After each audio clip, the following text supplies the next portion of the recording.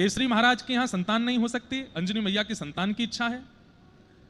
जन्म के बाद विवाह के उपरांत अंजनी मैया अभी तक ब्रह्मचारिणी ही हैं, एक पर्वत पर बैठ करके केवल तप कर रही हैं। महादेव की इच्छा है कि मुझे ही जाना है 11वें रुद्र के रूप में, रावण का वध मैं ही करवाऊंगा राम जी से जाकर के, लेकिन शिव प्रकट हो उसके लिए स्थान भी तो, मां भी तो ऐसी चाहिए। तभी संतों ने, ऋषियों ने, देवताओं ने कहा, बोले अंजनी मैया हैं, इनके गर्भ से आपका अंश यदि प्रकट हो जाए तो वो रावण वध कर सकता है। किनका आश्रय लिया जाए? तब देवताओं में अति बलवान श्री पवन देव, वायुदेव, उन्होंने कहा हम करेंगे। कैसे करेंगे? तो प्रभु श्री कृष्ण, प्रभु नारायण जब मोहिनी रूप धारण किए, इतने सुंदर बन गए, इतने सुंदर बन गए, सब देख करके मोहित हो गए।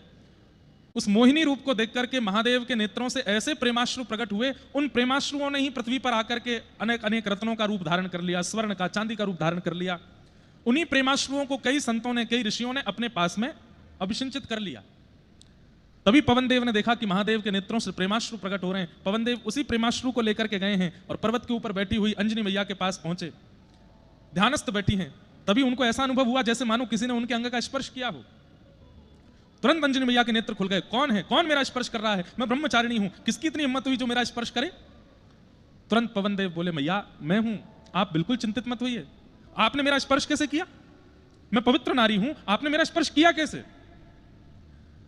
पवन देव बोले, मैया मैं पवन देव हूं, चींटी से लेके हाथी तक सबके स्पर्श करने का अधिकार है मेरा, मैं सबको स्पर्श कर सकता हूं, मुझसे ज्यादा पवित्र कोई है नहीं। इसलिए आप बिल्कुल चिंतित मत होइए कि मेरे स्पर्श से कहीं कोई अपवित्र भाव ना आया हो। मेरा अधिकार है आपको स्पर्श करने का। क्यों आए हैं आप? बोले कि मां आपके चित्त में जो इच्छा है उसकी पूर्ति के लिए आया हूं। आप बिल्कुल सावधानी से बैठे रहिए, मैं आपके कर्ण रंध्र से कुछ भाव आपके चित्त में अभिषिंचित करूंगा, जिससे एक ऐसा बालक आपके कुल में प्रकट होगा जो प्रभु की सेवा, प्रभु की सहायता करे, जो आपकी इच्छा, जो आपकी भावना, उन सबकी पूर्ति करे।